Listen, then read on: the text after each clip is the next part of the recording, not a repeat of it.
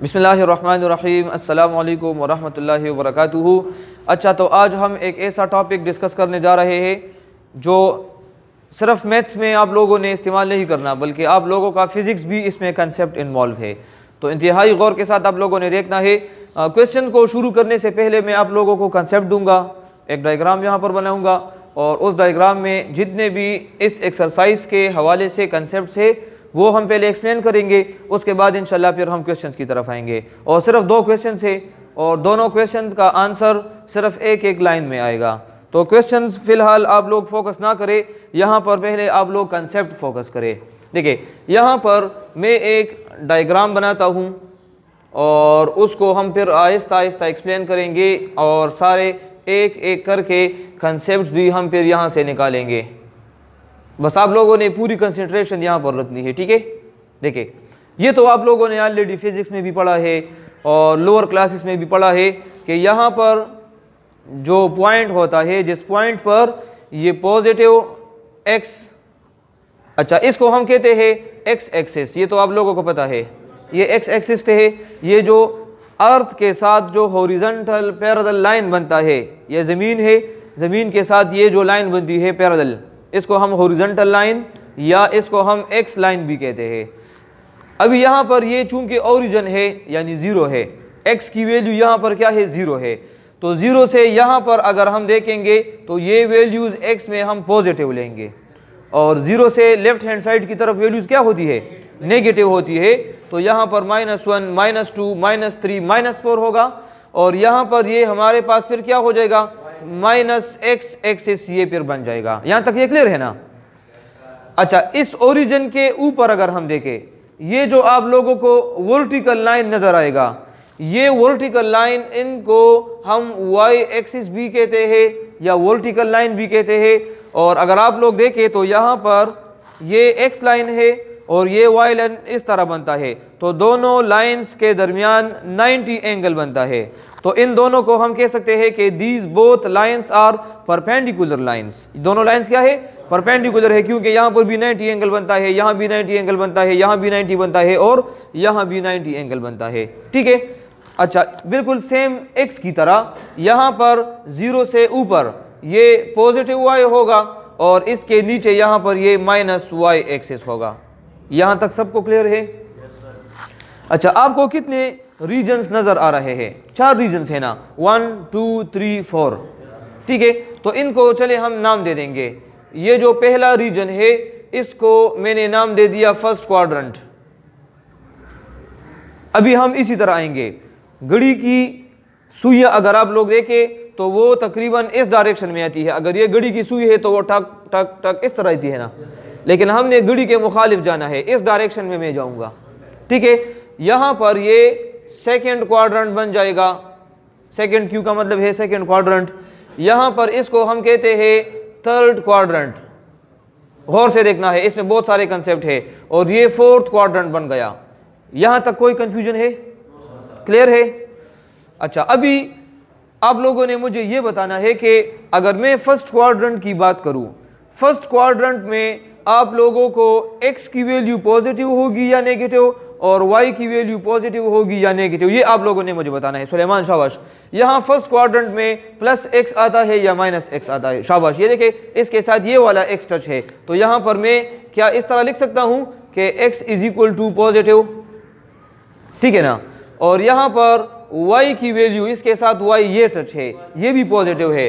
तो आप लोगों ने ये अपने साथ याद रखना है कि फर्स्ट क्वाड्रेंट में x की वैल्यू भी पॉजिटिव होती है, y की वैल्यू भी पॉजिटिव होती है। अच्छा, अगर यहाँ पर मैं x और y की वैल्यू सेकेंड क्वाड्रेंट में चेक करूँ, देखे यहाँ पर ये x अगर मैं चेक करूँगा तो इस रीजन के साथ x तो ये टच है ना, तो यहाँ पर x नेगेटिव है, नेगेटिव मैंने लिख दिया शॉर्टकट में। और y अगर मैं चेक करूंगा तो ये है, तो यहाँ पर y पॉजिटिव में है। यहाँ पर देखें, अगर यहाँ हम चेक करेंगे, यहाँ पर x भी नेगेटिव है और यहाँ पर y भी नेगेटिव है, तो ये भी आप लोग यहाँ पर नेगेटिव लिख देंगे और यहाँ भी आप लोगों ने नेगेटिव लिख देना है। यहाँ तक क्लियर है। और यहाँ पर अगर हम चेक करेंगे x और y की वैल्यूज, तो x यहाँ पर पॉजिटिव है और y यहाँ पर क्या है, नेगेटिव है। चलिए, ये कंसेप्ट तो हो गया। एक और कंसेप्ट की तरफ देखें गौर से, ठीक है। इसी डायग्राम को अगर मैं यहाँ पर लिखूँ, बनाऊँ, ठीक है, क्योंकि हम अभी एक और कंसेप्ट की तरफ जा रहे हैं। देखिए, पहली बात तो ये है, ये अपने साथ याद रखें, जब भी दो लाइंस इस तरह पैरेलल लाइंस होंगी तो दोनों पैरेलल लाइंस में हमेशा एंगल यानी थीटा यानी ज़ाविया ये ज़ीरो होगा। कितना होगा? ज़ीरो होगा। और एंगल या थीटा या ज़ाविया किसको कहते हैं, ऑलरेडी हम बार बार डिस्कस कर चुके हैं। दोबारा मैं आज यहाँ पर थोड़ा सा आप लोगों को रिकॉल कर लूँगा, ठीक है। जब भी एक ख़ास पॉइंट पर दो लाइंस इंटरसेक्ट कर जाए, दो लाइंस जब एक ख़ास पॉइंट पर टच कर जाए तो उन दोनों पॉइंट्स, दोनों लाइंस के पॉइंट ऑफ इंटरसेक्शन के साथ जो आर्क बनता है, जो फासला बनता है, जो लाइन बनता है, उसको हम एंगल कहते हैं। अभी यहाँ पर ये एंगल, ये इस तरह अगर मैं लाइन ड्रा कर लूँ तो ये आप लोगों का एंगल होगा। अभी इसको मैं वापस इस तरह करूँ तो एंगल कम कम कम कम इस तरह ज़ीरो हो जाता है। तो दो पैरेलल लाइंस के दरमियान एंगल कितना हो गया? ज़ीरो।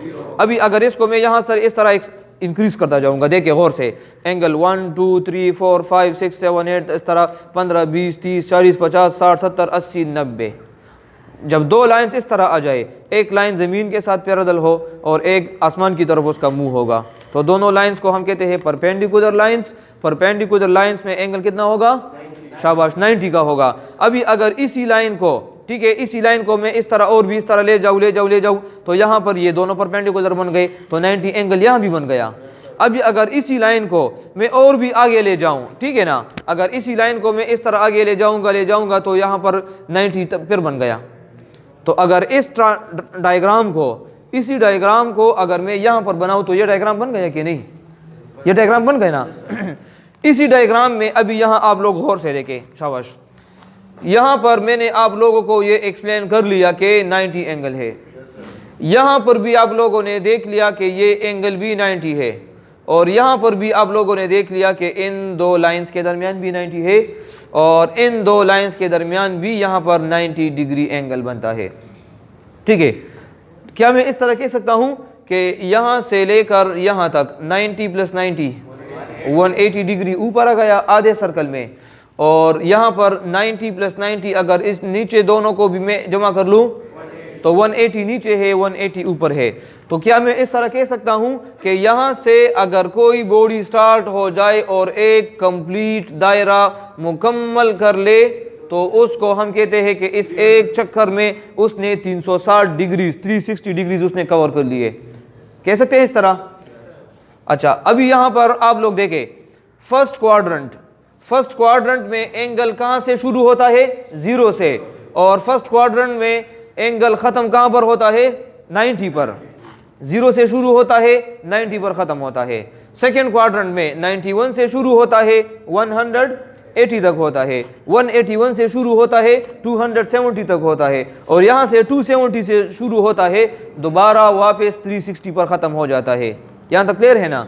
लेकिन एक बात याद रखें, अगर मैं लिखूँ कि 90 डिग्री या 270 डिग्री, ये दोनों किस क्वाड्रेंट में है? यहाँ पर आप लोग देखें ज़रा, अगर यहाँ पर मैं लिखूँ कि 90 डिग्री या 270 डिग्री, ये किस क्वाड्रेंट में है? शाबाश, कौन बता सकता है? हाथ उठाए सिर्फ, जिसको आंसर आता है वो सिर्फ हाथ उठाएगा, जल्दी बताए। 90 फर्स्ट क्वाड्रेंट में है? नो, फर्स्ट क्वाड्रेंट में 89 तक है। 90 जो है ये वाई लाइन के ऊपर आता है, ये 90 डिग्री यहां पर देखे ना, ये इस लाइन के ऊपर है, और 270 डिग्री ये इस लाइन के ऊपर है।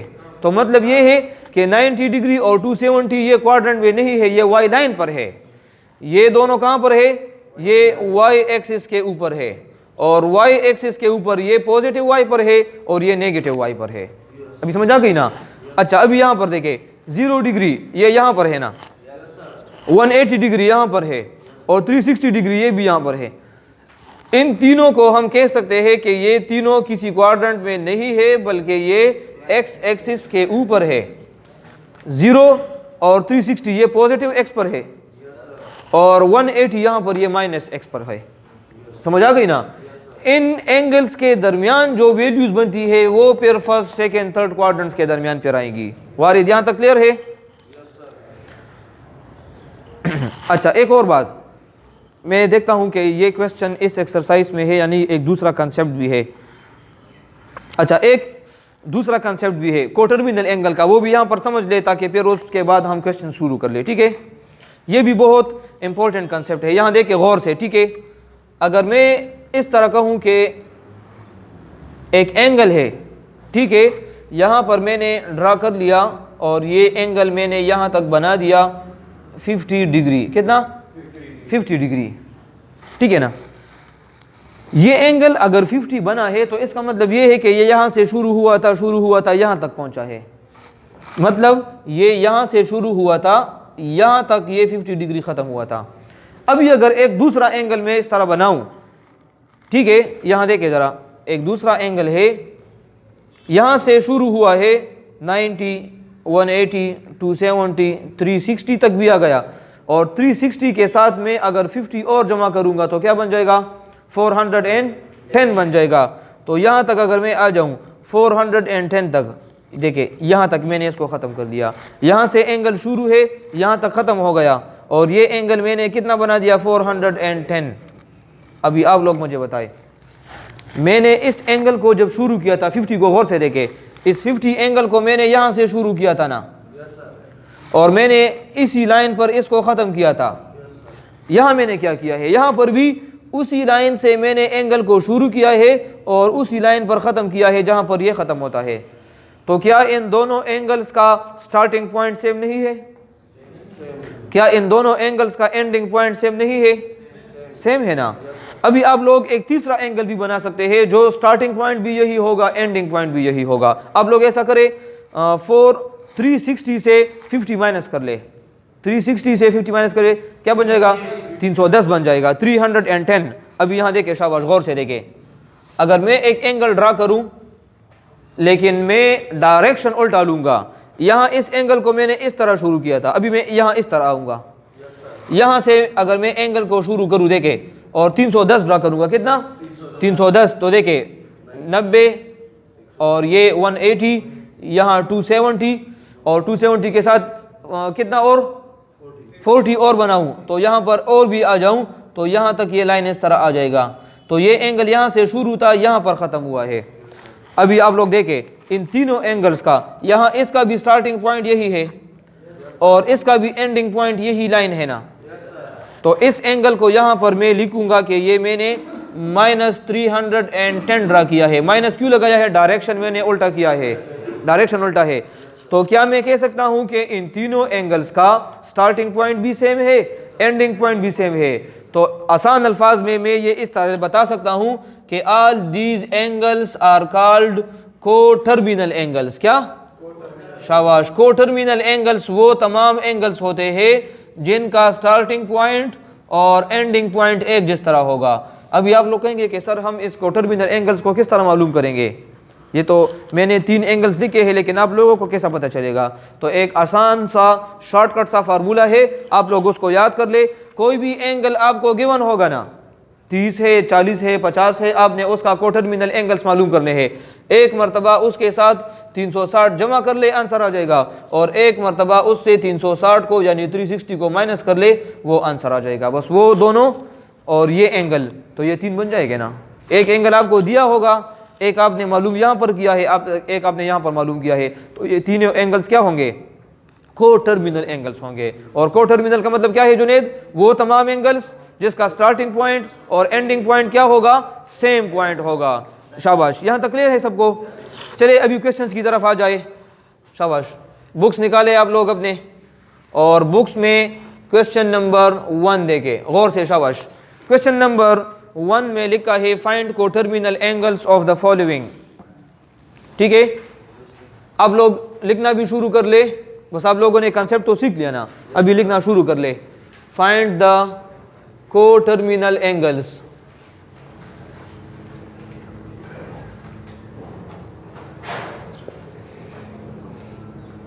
पहला एंगल आपको दिया है 55, ये मुझे अब्दुल्ला बताएगा। खड़े हो जाए, शाबाश। और आप मुझे ये बताएं कि 55 का कोटर्मिनल एंगल क्या होगा? एक मरतबा क्या करूंगा? मैं लिख दूंगा एड एंड सब्ट्रैक्ट 360 डिग्री, ठीक है ना। तो 55 के साथ अगर मैं 360 जमा करूंगा तो क्या आएगा, और 55 से 360 डिग्री को माइनस करें फिर क्या आएगा। उज़ैर आप माइनस वाला बताए और अब्दुल्ला आप प्लस वाला बताए। 415 डिग्री, और यहाँ क्या आएगा 310 डिग्री, लेकिन जो ग्रेटर वैल्यू होगी वो उसका साइन आएगा, तो माइनस 310। यहाँ पर माइनस का मतलब क्या होगा, डायरेक्शन उल्टा होगा। अच्छा 305 आता है। जालिमो आप लोग एडिशन एंड सब्ट्रैक्शन भी नहीं कर सकते। अच्छा अभी आप लोगों का आंसर किस तरह होगा कि the coterminal angles of 55 are 410 and minus 305 degree. ये दोनों क्या है, को टर्मिनल एंगल्स है। अगर आप लोगों ने डायग्राम बनाना है तो आप लोग इस तरह डायग्राम भी बना सकते हैं, लेकिन अगर पेपर में ये क्वेश्चन आएगा तो आप लोगों ने डायग्राम फिर जरूर बनाना है, ठीक है ना। डिफॉल्ट आप लोग उठा लेंगे या अपने हाथ से भी बना ले, एक मरतबा 55 डिग्री बना ले, एक मरतबा 415 बना ले और एक मरतबा माइनस 305 बना ले, लेकिन माइनस जब होगा तो उसका फिर डायरेक्शन उल्टा हो जाएगा, ठीक है। इस डायरेक्शन को आप लोग क्या कहते हैं जो पॉजिटिव होगा, क्लॉकवाइज या एंटी क्लॉकवाइज। ये एंटी क्लॉकवाइज है। एंटी क्लॉकवाइज हमेशा घड़ी के मुखालिफ होता है, जिस तरह मैंने ये वाले किए हैं, ये सारे एंटी क्लॉकवाइज में थे। एंटी क्लॉकवाइज हमेशा पॉजिटिव होता है, ये बात अपने साथ याद रखिए। पॉजिटिव वाले को क्या कहते हैं, एंटी क्लॉकवाइज, और जो नेगेटिव होगा वो क्लॉकवाइज होगा। क्लॉकवाइज यानी घड़ी की तरह, घड़ी की सुई जिस डायरेक्शन में हरकत करती है उस डायरेक्शन में। यहाँ तक क्लियर है। अच्छा इसके बाद माइनस 45 है, वो भी आप लोग कर ले। और तीसरा देखे मैं करता हूं, π/6। मुझे कौन बता सकता है कि ये एंगल मुझे डिग्री में गिवन है या रेडियन में गिवन है। शाबाश, ये रेडियन में गिवन है। मैंने बताया था ना, अगर आपके पास वैल्यू में पाई मौजूद होगा तो मतलब ये होगा कि ये रेडियन में है। रेडियन में 360 को हम क्या कहते हैं, 2 पाई कहते हैं। यहां पर मैंने क्वेश्चन में क्या जमा किया था, 360, लेकिन जब रेडियन में होगा तो उसके साथ आपने 360 जमा नहीं करना, 2 पाई जमा कर ले, ठीक है। तो यहां पर आप लोग इस तरह लेके, आप लोग जल्दी जल्दी लिख के पार्ट नंबर 2 भी करें खुद, शाबाश, मुझे फिर दिखाना है आप लोगों ने। तो यहां पर मैं लिख दूंगा एड एंड सब्ट्रैक्ट 2 पाई। तो मैं π/6 के साथ जब 2 पाई ऐड करूंगा, एक नजर जरा मुझे दे दे, यहां देखे शाबाश। π/6 के साथ मैं क्या जमा करूंगा, 2 पाई, एक मरतबा प्लस करूंगा और एक मरतबा π/6 के साथ 2 पाई क्या करूंगा, माइनस करूंगा। तो यहां पर आप लोगों ने एलसीएम लेना है। क्या करना है, एलसीएम। यहां देखिए, यहां नीचे इसके साथ 1 है ना, तो 6 और 1 का एलसीएम क्या होगा, यही 6 होगा। 6 को 6 पर डिवाइड करें 1 और 1 पाई जा पाई, और प्लस अपनी जगह पर ये 6 डायरेक्ट ऊपर मल्टीप्लाई कर ले, 6 2 जा 12, 12 पाई आ जाएगा। अच्छा शाजेब, 1 पाई प्लस 12 पाई 13 पाई, 13 पाई आ जाएगा। और नीचे क्या है, 6। क्या 13 और 6 कैंसिल हो सकता है, नो। तो ये आप लोगों का आंसर है। तो अभी मतलब क्या हो गया कि π/6 का को टर्मिनल एंगल, एक तो ये आ गया 13 π/6, और दूसरा भी यहाँ पर हम सिर्फ माइनस करेंगे, तरीका वही है। देखिए यहाँ पर 1 है, 6 आ जाएगा, तो यहाँ पर आ जाएगा पाई माइनस, और 6 2 12 पाई, तो यहाँ से आ जाएगा pi minus 12 minus 11 pi divided by 6, और ये आप लोगों का ये आंसर है। क्लियर है, समझ आ गई। अच्छा ये आप लोगों ने अपने साथ नोट कर लेना है, ठीक है। और मैं वो डायग्राम यहाँ पर अभी रफ कर रहा हूँ, क्योंकि अभी यहाँ पर मैं क्वेश्चन नंबर 2 करूँगा। ये आप लोगों ने नोट कर लिया है, ये डायग्राम, ये वाला लिख दिया है। ये इस डायग्राम को ज़रा लिखे, शाबाश। इसमें कोई मुश्किल तो नहीं है, बस इसमें आप लोगों ने ये 90 180 ये वगैरह लिख देना है, और एक्स लाइन पर कौन से आते हैं, वाई लाइन पर कौन से आते हैं, ठीक है। यहाँ पर मैं अभी क्वेश्चन नंबर 2 को सॉल्व करूँगा। क्वेश्चन 1 तो क्लियर है ना, इसमें जो पार्ट्स मैंने नहीं किए ये आप लोगों का होमवर्क है, ये आप लोगों ने ट्राई कर। क्वेश्चन नंबर 2 ये इंतहाई इजी है, इसमें कोई मुश्किल नहीं है। ये ऑलरेडी यहाँ पर डायग्राम में हमने एक्सप्लेन कर लिया है। स्टेट द क्वाड्रेंट, आप लोगों ने मुझे क्वाड्रेंट बताना होगा, मैं जिसको उठाऊंगा सिर्फ वही बताएगा, ठीक है। एंगल्स यहाँ पर मैं लिखूंगा, आप लोगों ने मुझे क्वाड्रेंट बताना है। अगर कैलकुलेटर किसी के पास है तो वो निकाले जल्दी से।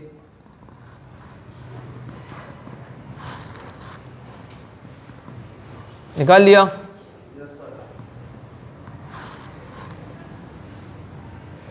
अच्छा, इसको अभी आप लोगों ने यूज़ करना होगा, ठीक है। -5 डिवाइडेड बाई 4 और यहाँ पर आ जाएगा 103 डिग्री। ये क्वेश्चंस मैंने सारे लिख लिए। अभी एक एक बंदे से मैं ये पूछूंगा। सुलेमान पहले आप खड़े हो जाए। चले ये देखे 75 डिग्री तो इजी है ना। 75 डिग्री किस क्वाड्रेंट में आता है? सुलेमान से मैंने पूछा है फर्स्ट क्वाड्रेंट। शाबाश, क्योंकि 0 से लेकर 90 के दरमियान जितने भी एंगल्स आएंगे वो सारे फर्स्ट क्वाड्रेंट में होंगे। तो इसका आंसर आप लोगों ने बस सिर्फ इस तरह लिखना है, फर्स्ट क्वाड्रेंट, ठीक है। अच्छा, अभी जुनैद आप बताए 103 डिग्री किस क्वाड्रेंट में ये एंगल आएगा? शाबाश, क्योंकि 90 से ज्यादा है ना। तो 90 से ज्यादा है तो यहां पर इसके आंसर में आप लोग लिख देंगे सेकंड क्वाड्रेंट। इजी है ना। ये तो पहले मैं डिग्री वाले करता हूं, इसके बाद फिर रेडियन वाले करेंगे। अच्छा, 1 डिग्री ये है। वारिद आप खड़े हो जाए। यहां पर माइनस का मतलब क्या है? माइनस का मतलब क्या है? डायरेक्शन के लिए मैंने बताया था कि आपने अभी इस तरह ऊपर नहीं जाना, नीचे जाना होगा। नीचे से आपने इस तरह शुरू करना है। -x के बच्चे यहां पर देखे -818 यहां से आपने शुरू करना है। देखे, जब मैं इस तरह एक चक्कर पूरा कर लूंगा तो कितना बन जाएगा? 360। अगर मैं एक दूसरा चक्कर कर लूंगा कितने बन जाएगा? 360 और 360 720 720 के साथ एक 90 मैंने और बना लिया। कितना बन गया? 720 प्लस 90 810। और ये कितना है? तो थोड़ा सा ज्यादा है ना, तो ये यहां पर आएगा। तो ये कौन सा क्वाड्रेंट है? थर्ड क्वाड्रेंट है। तो यहां पर आप लोगों ने लिखना है थर्ड क्वाड्रेंट। समझ आ गई ना? यहां पर लिख ले थर्ड क्वाड्रेंट। शाबाश, ये नोट कर ले। और अगर मैंने यहां पर इस तरह शुरू किया होता तो फिर ये गलत आ जाता। बेबद्रेम क्वाड्रेंट ना दो खा कच तमा दे के direction the anti clockwise Satle वो नो ब्या बदा गलते दो minus they know minus the पारा बकम यो डायरेक्शन ता सो कोई क्लॉकवाइज पर आजी घड़े पशांते टोल पे शुई कना इजी देखा इस ग्रांड पर की निश्ता खा उस से सपादी शु आगे तक गोरे खा 8 पाई डिवाइडेड बाय 5 बन गया। शाजेब आप पहले कैलकुलेटर में इस तरह कर ले। आप लोग इस सवाल को सॉल्व करने का तरीका भी सीख ले। 8 मल्टीप्लाई पाई की जगह आप लोग लिख दे 180। हाँ, तो 8 मल्टीप्लाई 180 डिवाइडेड बाय 5 क्या गया? 288 आ गया ना। तो पहले आप इसको डिग्री में कन्वर्ट कर ले, फिर आपके लिए आसान होगा। अभी ये मुझे बताएगा अनस आप खड़े हो जाए।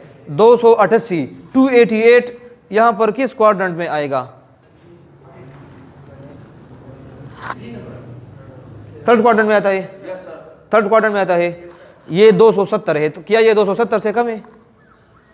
नालायक को 270 से ज्यादा है। 270 से ज्यादा होगा तो वो कौन सा क्वाड्रेंट होगा? फोर्थ क्वाड्रेंट होगा यार। नालायक को फोर्थ क्वाड्रेंट है ये। अच्छा, ये देखिए अभी 5 मल्टीप्लाई 180 फिर करे डिवाइडेड बाय 4 क्या गया?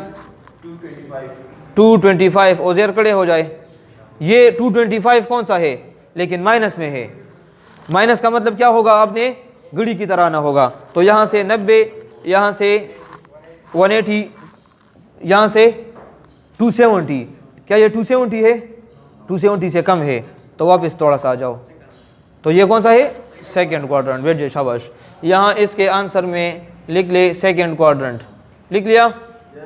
खत्म हो गए ना? तो बस ये आप लोगों का एक्सरसाइज था 7.3 और इंशाल्लाह उम्मीद है कि इसमें आप लोगों को अभी कोई कंफ्यूजन नहीं होगी ना। ठीक है, जो क्वेश्चंस मैंने किए हैं ये भी नीट करके आप लोग लिख दे, कॉपी और पेन उठा ले, और जो पार्ट्स यहाँ पर मैंने आप लोगों के लिए एज अ होमवर्क छोड़ दिए हैं तो आप लोगों ने कॉपी और पेन उठाकर ये मस्ट सॉल्व करना है। अगर आप लोगों ने सॉल्व नहीं किया तो ये पूरा मेरा जो स्ट्रगल होगा और आप लोगों को मैंने जो कंसेप्ट क्लियर किया है ये आप लोगों का फिर क्लियर नहीं होगा। ठीक है, तो इंशाल्लाह मिलते हैं अगले लेक्चर में, तब तक के लिए अपना बहुत बहुत ख्याल रखना। Thank you so much.